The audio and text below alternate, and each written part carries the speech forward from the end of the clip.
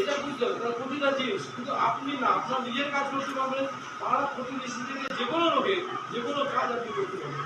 এবার আপনি যে কাজ জানেন এখন প্রত্যেকেই হচ্ছে মোবাইল ফোনের যুগ।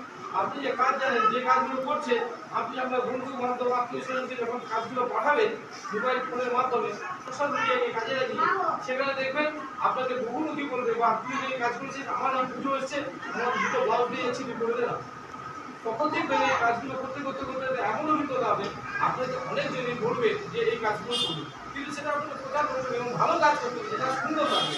তাহলে আপনাকে যদি একটা জায়গায় 5টা ব্লাউজ দেওয়া হয়, আপনি কিনতে গেলে একটা 4টে ব্লাউজ বাদ দিয়ে একটাই কিনবেন। যে 4 থেকে বাদ দিলেন সেটা নিশ্চয়ই আপনার খারাপ লাগছে, আর যেটা কিনলেন সেটা নিশ্চয়ই ভালো বলে। তাহলে আপনাকেও সেটা করতে হবে যে আমি যেটা করবো সেটা লোকের কাছে ভালো লাগবে। আপনারটাই যদি আপনি চয়েস না করেন ভালো লাগে, তাহলে অন্য লোকের ভালো লাগবে কি?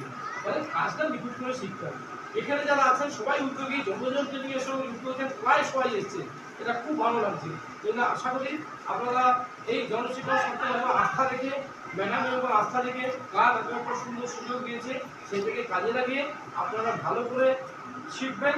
শিখে সবাই কিছু না কিছু, এই আমি বলছি না যে এটা থেকে একটা প্রচুর টাকা একটা ইনকাম করে যাবে, এই কথা কোনো যুক্তি নেই, কিন্তু কিছু না কিছু ইনকাম করা যাবে।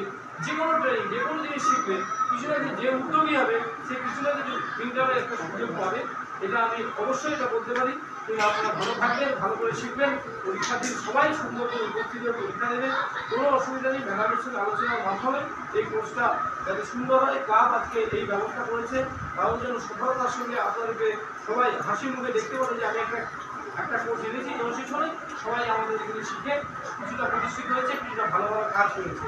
ঠিক আছে, এই আস্থা রেখে সবাইকে ধন্যবাদ জানিয়ে